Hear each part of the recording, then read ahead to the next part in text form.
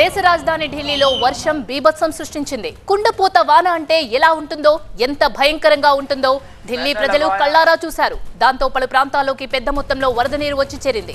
ఢిల్లీలోని చాలా కాలనీలో విద్యుత్ సరఫరా నిలిచిపోయింది. రోడ్లపై భారీగా ట్రాఫిక్ జామ్లు ఏర్పడ్డాయి.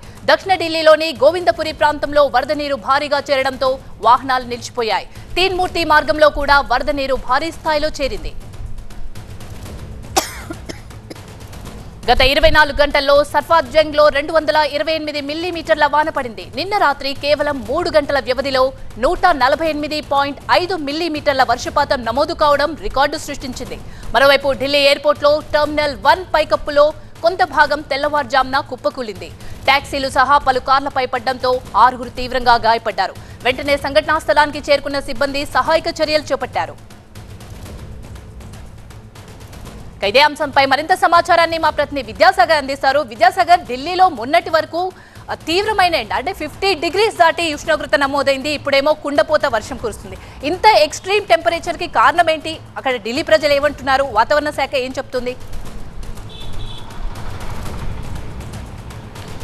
నిన్నటి వరకు కూడా అత్యంత గరిష్ట ఉష్ణోగ్రతలతోటి అల్లాడినటువంటి అస్థినకు నైరుతి ఋతుపవనాల రాక అనేది హడలెత్తించిందని చెప్పాలి. ముఖ్యంగా నైరుతి ఋతుపవనాలు మరికొద్ది రోజుల్లోనే ఢిల్లీకి చేరుకుంటాయని వాతావరణ శాఖ చెప్పిన నేపథ్యంలో నిన్నటి నుంచి కురిసినటువంటి వాన అత్యంత భయానక పరిస్థితులను మిగిల్చింది. ముఖ్యంగా నిన్న ఉదయం 8:30 గంటల నుంచి ఇవాళ ఉదయం 8:30 గంటల వరకు నమోదైనటువంటి అత్యంత భారీ వర్షపాతం ఏదైతే ఉందో 22.8 సెంటీమీటర్ల వర్షం గత 88 ఏళ్లలో ఇది అత్యంత గరిష్టం అని చెప్తున్నారు. 1936లో 23.6 సెంటీమీటర్ల అత్యంత గరిష్ట వర్షపాతం నమోదైంది. ఒక సఫ్దార్జంగ్ ఏరియాలో ఈ యొక్క అత్యంత గరిష్టమైనటువంటి వర్షపాతం నమోదైంది. ముఖ్యంగా ఎన్సీఆర్ నేషనల్ క్యాపిటల్ రీజియన్లోనే ఎక్కువ వర్షం నమోదైంది. ముఖ్యంగా లోధి కావచ్చు, వసంత్ కుంజ్ కావచ్చు, ఎయిర్పోర్ట్ ఏరియాస్ కావచ్చు, తీన్మూర్తి మార్గ్ కావచ్చు, అదేవిధంగా శాంతి నివాస్ నుంచి ఐఎస్బిటి వైపు, అదేవిధంగా కాశ్మీరీ గేట్ వైపు వద్ద ఉన్నటువంటి ఒక ఫ్లైఓవర్ కింద వాటర్ చేయడంతో అక్కడ కార్లు కూడా మునిగిపోయినటువంటి పరిస్థితి. అదేవిధంగా అంజాద్ మార్కెట్ వద్ద